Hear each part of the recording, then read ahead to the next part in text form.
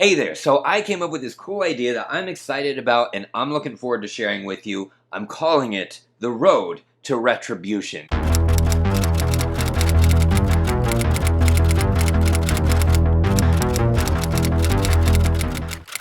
So, over the past couple of years, I have discovered that I am an Awakened Realms fanboy. Don't worry, I'm going to give some criticism on the games. What I've decided is I am going to do a video on each Awakened Realms game.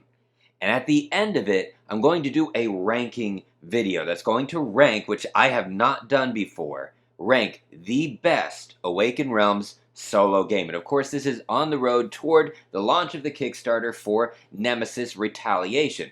You're not into that, that's fine. To be straight up front, I'm probably not going to back it, but that's because I am probably going to get it through my local game store. I prefer to do that if I can. I did the backer thing for a while, and I'm just not a huge fan of it. That's just me. All right, so today we are starting it off. We are kicking off, taking our first step on this journey with ISS Vanguard.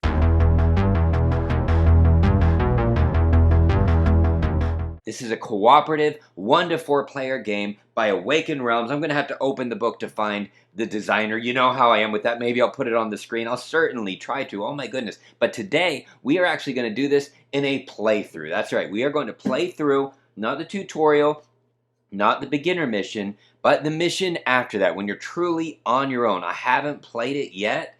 I want you to experience it with me. So as far as spoilers, honestly, the story's good.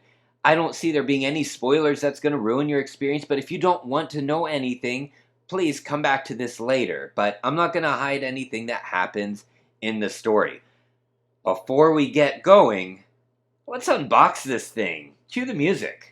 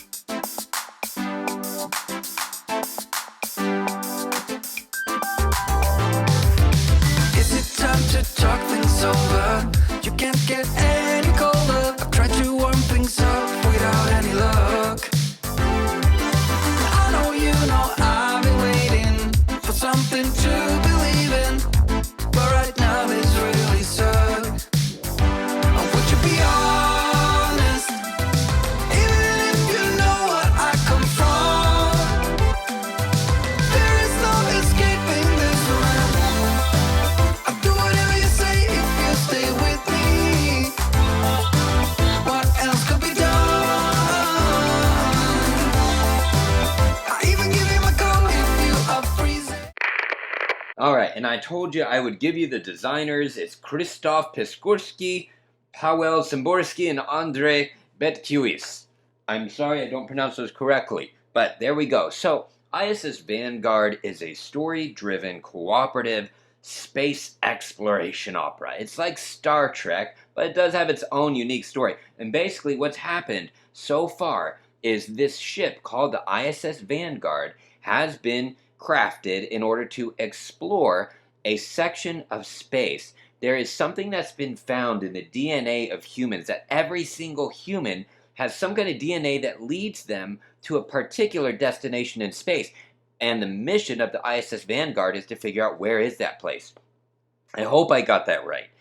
Correct me in the comments if I got that wrong to this point. Now, where we are in the story is there is this giant black orb that is larger than a solar system. I don't think it's a galaxy, I think it's larger than a solar system. And our crew has been able to enter into that orb. And there is like a whole solar system inside, but it's ruined. So we are exploring different planets to find clues as to one, why this is here, and what does this have to do with the map that seems to be inside every human. And quick spoiler here for either field. So if you don't want that as well, tune out for a few seconds, okay? Cool. The opening video, that's right, there's a little video because there is an optional app for this game. The opening video features some kind of alien communicating through images, sending a message to the ISS Vanguard. You receive this and are trying to figure out what are they trying to say. Well, some of the images show these keys that are necessary to unlock something. Well, Ether Fields, what is it all about?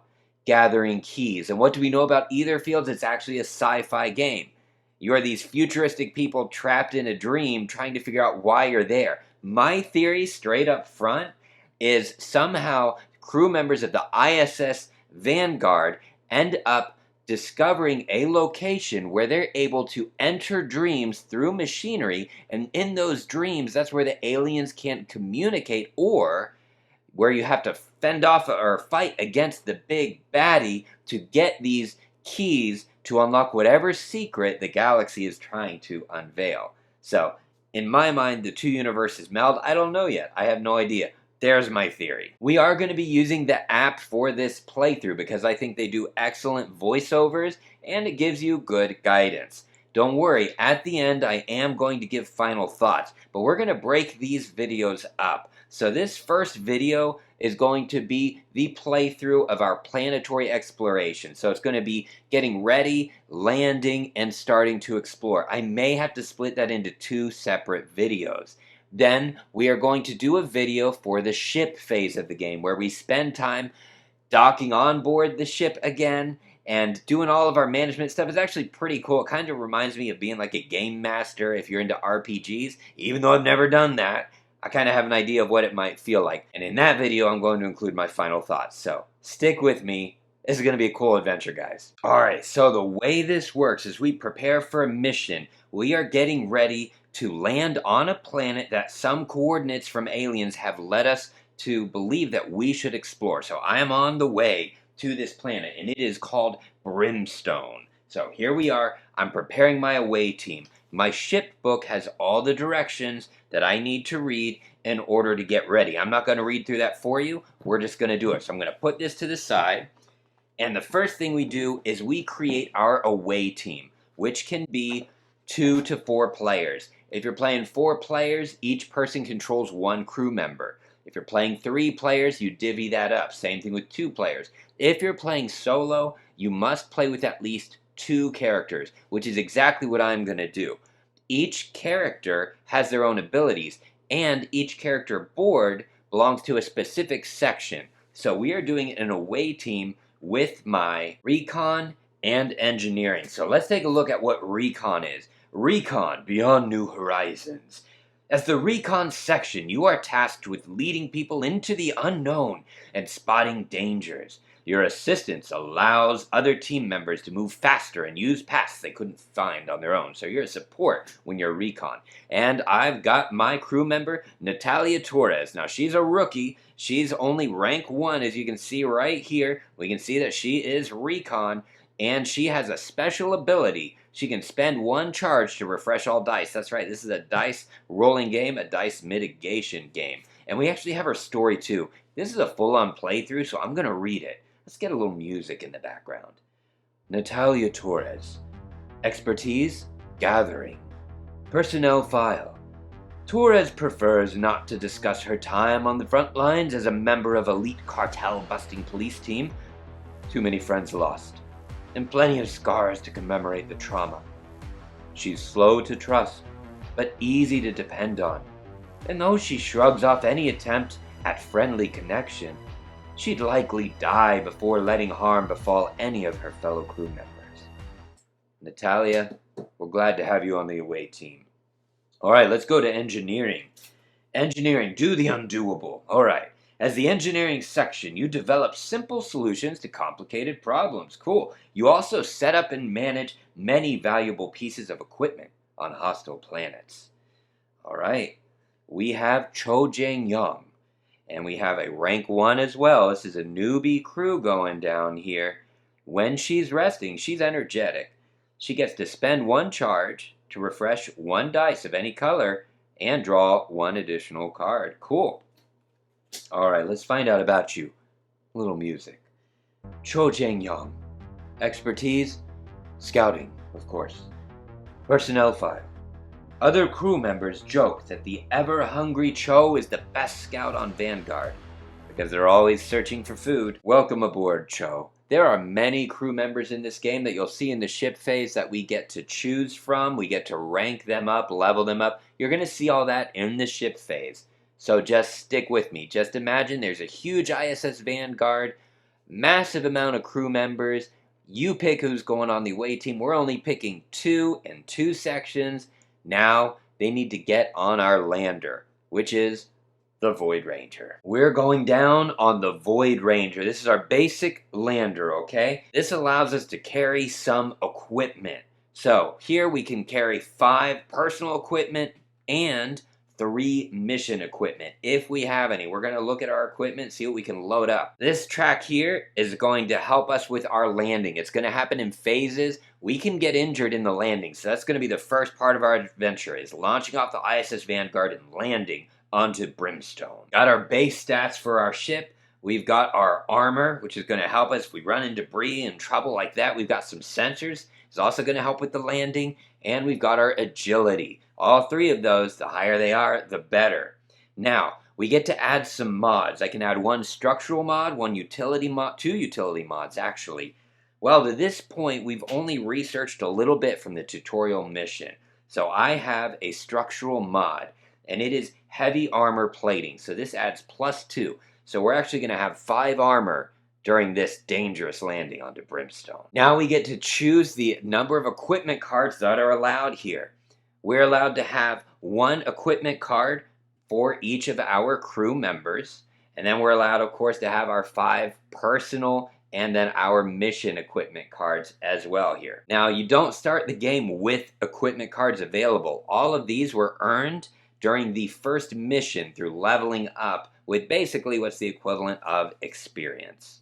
So let's take a look at what items we can take on our mission. All right, having gone through the deck, this is what I've chosen. Now, I don't actually have any small equipment. Each crew member could have 1 piece of small equipment. I haven't gotten any yet, so they don't take anything. But for our Void Ranger, I've got the zip line. If you are in a lander sector, so that's going to be the part of the planet where the lander is, you get to place a zipline token. Counts as an action. Moving to and from the lander sector with the zipline token is free. This counts as an action. So we've got that there. We've also got the mining probe. Place a mining probe token in your sector. This counts as an action. This helps us gain mineral leads, which helps us gain new discoveries, which helps us create new items, level up, things like that. Then I've got the dehydrated supplies. Remember, this is a dice management game, so we use supplies to refresh our dice. This allows us to gain 2 supplies, and then I have to return it to the armory, so I don't get to use it again unless I earn it again. All right, those are our mission objectives that we're taking to the planet. I've got some personal pieces of equipment. I'm sorry, mission equipment. Oh my wow. Some personal equipment. We've got the construction arm. This allows me to use a wrench. If I'm rolling dice and I need a wrench, this gives me more chances of getting that, basically. In this one, I'm allowed to move through different sectors on the planet, and I'm able to ignore path icons, which are usually bad. All right. Then I've got a med kit. This helps me so that I can discard an injury die. You get too many injuries, your character actually can die. And this one is some portable AI. Whenever I make a dice check in a flagged sector, I can roll 1 spent die from my spent pool. You'll see what that means shortly. And finally, an adrenaline shot. I get to roll the danger die in order to refresh all of my used dice. This is going to make a lot more sense as we're playing on the planet, okay? So stick with me. Place these all in one deck next to your lander. Now I'm going to place my little markers. I've got the landing starting right there, and the supplies are going to start at 7.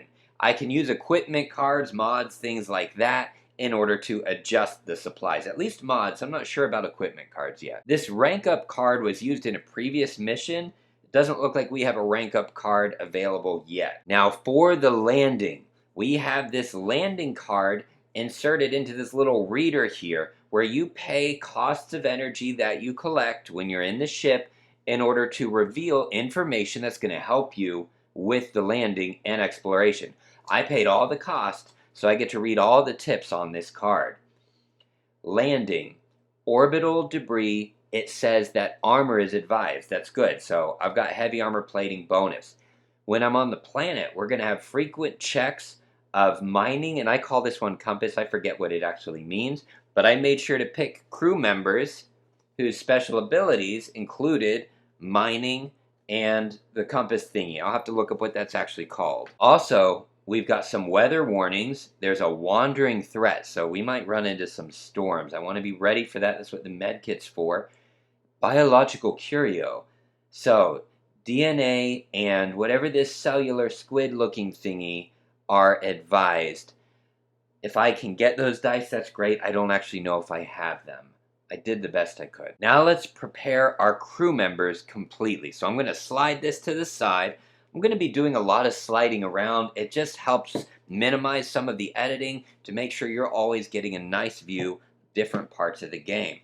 Alright, so I have my 2 characters to get ready. First thing I do is I take their character tray, so this is engineering, and I bring out all the dice that are available for that roll. You're able to purchase more dice, sell dice, trade them out, so almost like deck building, only it's dice building when we get back to the ship. And you do that by earning these success tokens that you can spend for dice. So let's put all of our things here. You want to put each symbol means something.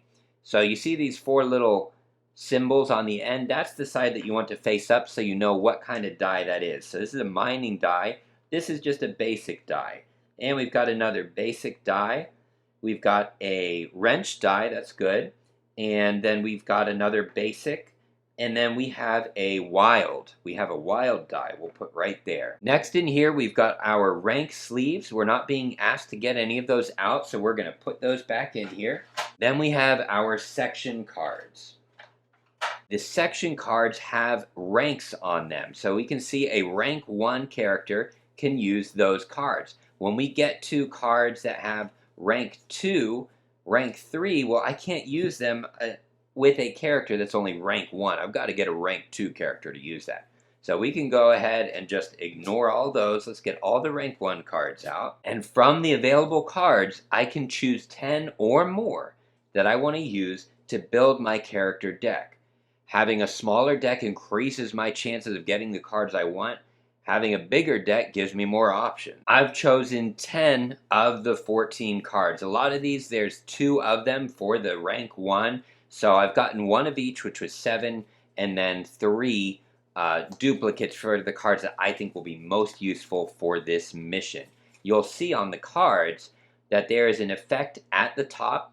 So when we're doing a dice check, I can play a card in order to have that effect.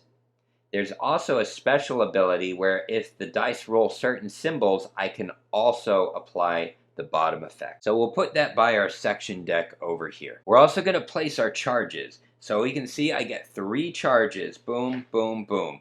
And my ability is, when resting, spend 1 charge to refresh 1 dice more and draw 1 additional card. Cool. As far as the cards that can come into my hand, it depends on my rank. The board tells me if I'm rank 1, I draw 2 cards. These are in my hands to play. If I get any injuries, they're going to get applied down here. I also have to place an injury die up here, which just clouds up my space. You'll see that there are rank numbers here with the dice. That means if I'm rank 1, I can go down to here.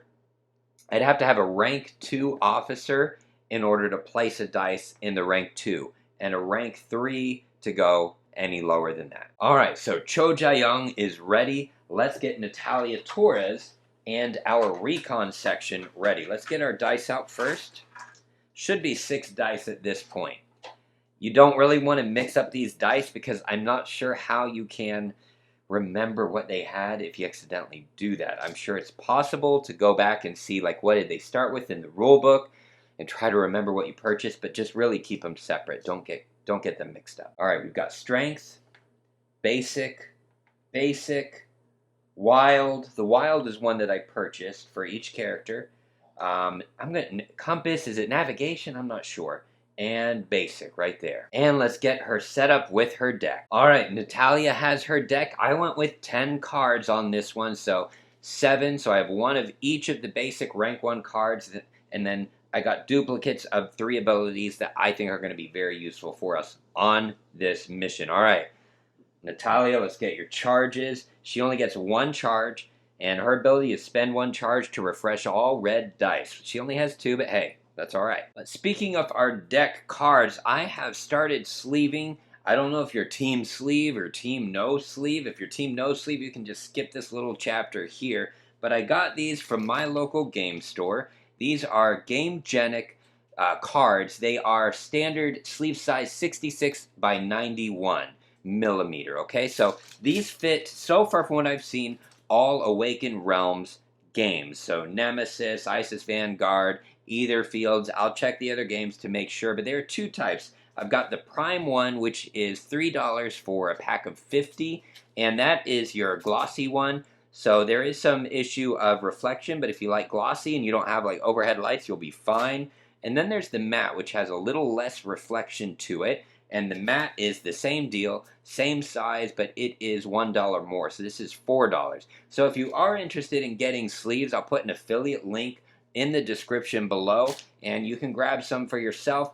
You don't need to sleeve all the cards because you're not shuffling through them all that much, except for like your crew member cards, which is why we're going through it now. Some of the other ones do get shuffled, some of the smaller cards, so maybe I'll find some good sleeves for smaller cards in the future. But there's some options for you. Gamegenic, glossy, or what is it called? Prime and matte. There you go. All right, everybody. Get into the Void Ranger. We are about to start our descent. So we are going to open up our ISS Vanguard app, and we are going to go to our mission briefing.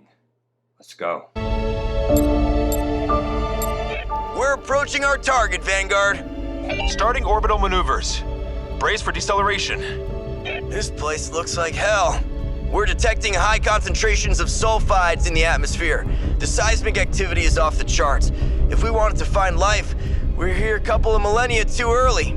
The builders had a reason to mark these coordinates. Besides, the science team believes this planet's thermal vents could show vigorous bacterial activity. We'll make sure to call home when we find these vigorous bacteria.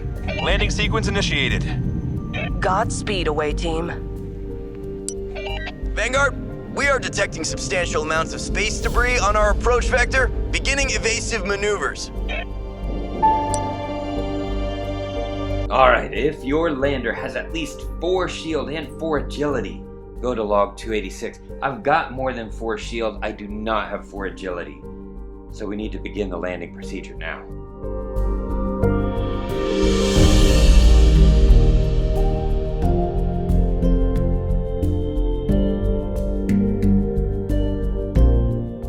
Alright, so we're going to do this by rolling a danger dice, and we're going to follow the key in the app in our log to find out what happens. Each time we're going to try to move this to the right until we are landing. So let's imagine we are going down. Let's roll. What's going to happen? Oh boy, that one is exposed, the cockpit.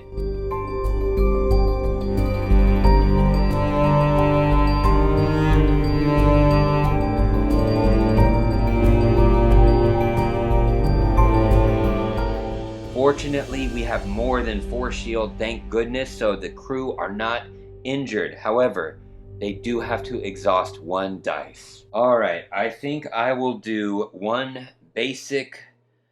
No, I don't want to lose the basic green. I'm going to lose 1 compass green.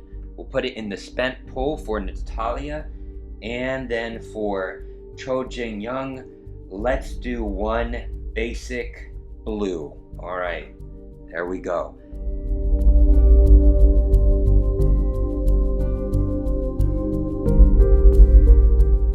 All right, so we moved one space to the right.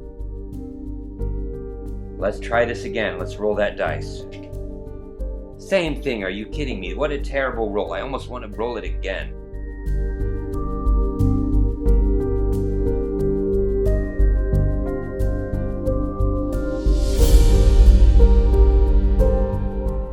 We've got another where we have to exhaust another dice. This is terrible. Basic red. Let's do another basic red. And give me a better roll this time. Gravy Godega. Good.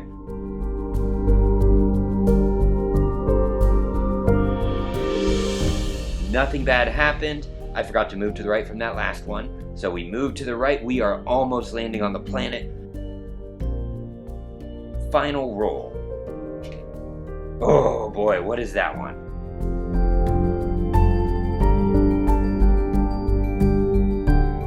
Optimal trajectory. If our agility is 4 or more, which it is not, we would get to go forward 1. Doesn't matter, we're on the last one. At the end of this, we get to go to the right anyway. Take a deep breath. Crew, we have landed. Let's go to log 286.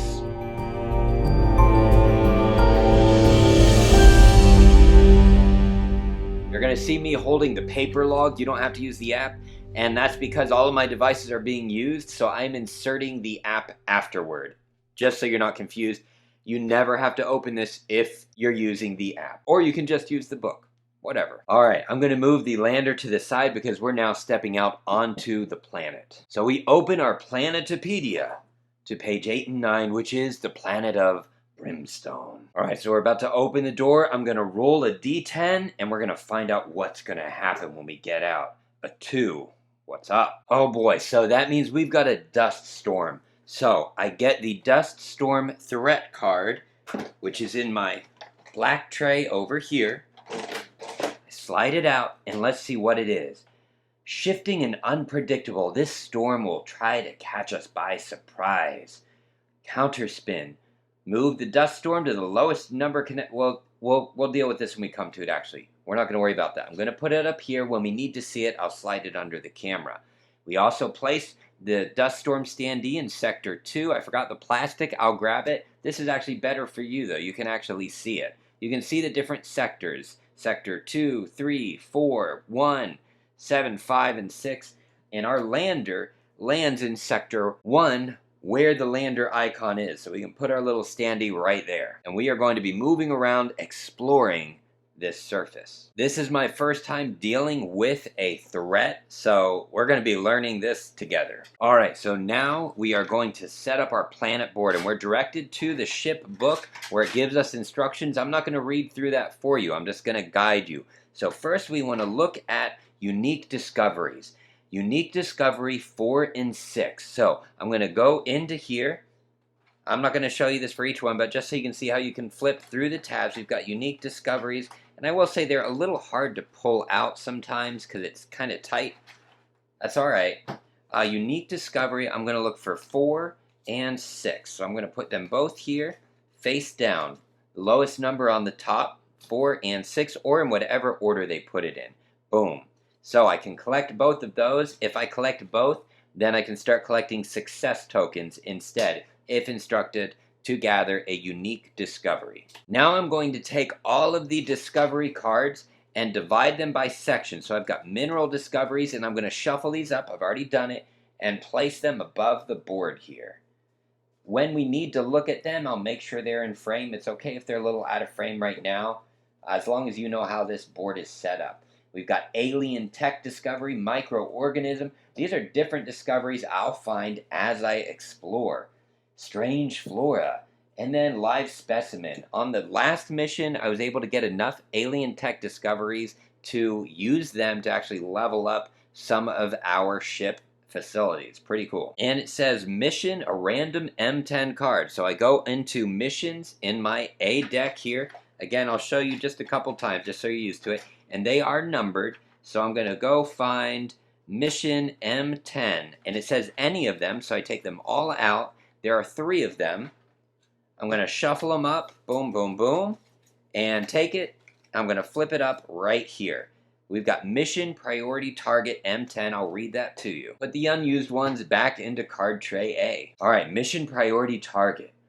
Orbital scans show an especially interesting area near the landing zone. Okay.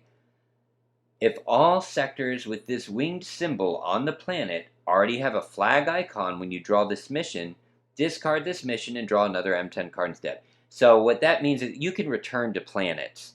And when you leave a planet, you record what it looked like so that when you come back, you set it back up just as you left it so you can continue advancing. This is our first time here. We don't have to worry about that. It's talking about little flag icons that would be in the top right of cards that we place. We haven't gotten there, so this is still our mission. Objection. Fully explore at least one sector with that winged symbol, that Liberty symbol, and we don't have any on the board yet, so we're going to have to walk around to find one of those.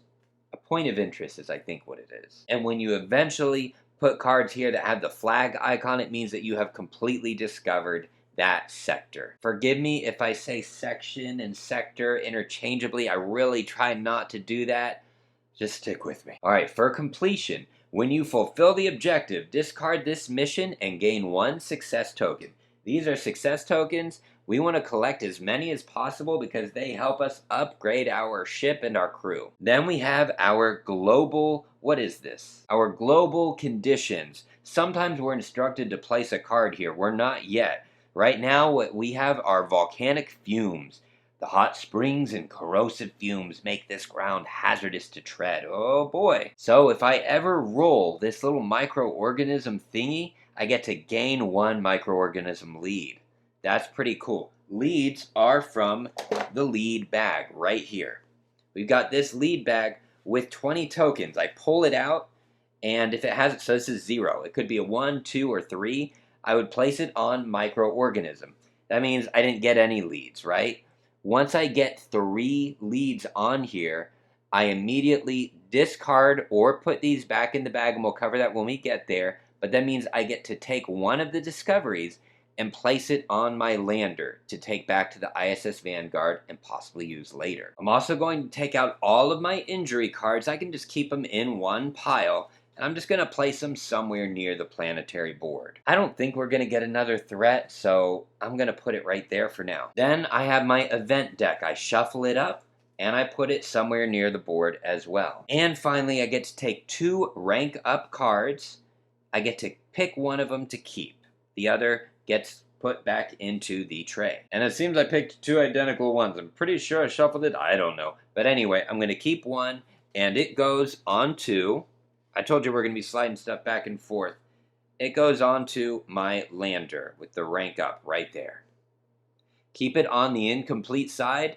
There will be a point where something might be triggered where it's complete, and it's going to help me when I get back to the ISS Vanguard to rank up one of my characters. Instead of sliding the Void Ranger around every time, I'm just going to tell you when I use a mission supply. That's the only thing on there that we still need. So I'll just say I took my mission supplies down. We're down to 6. I'll do that just to save us some camera time. We're going to take our away team. So I've got Natalia Torres. Here she is. We're going to start her in the space with the lander unless we got some kind of log that told us otherwise. Same with Cho Jae-young. They just stepped outside the lander. All right, let's read about this planet. Brimstone, codename 81INFB. We're going to be able to lift off or evac once we complete our missions. We lift off by getting back to the lander, and I think evac is more emergency. I'm going to have to look that up because I haven't had to use it. A very young, violent planet characterized by heavy seismic and geothermal activity. Its acidic atmosphere is rich in corrosive sulfides. Scans also reveal rich mineral deposits, vast cave systems, and liquid water pools. Looks kind of exciting. So again, our mission right now is just to explore to find the right point of interest. Here we are. Let's go to exploring the planet.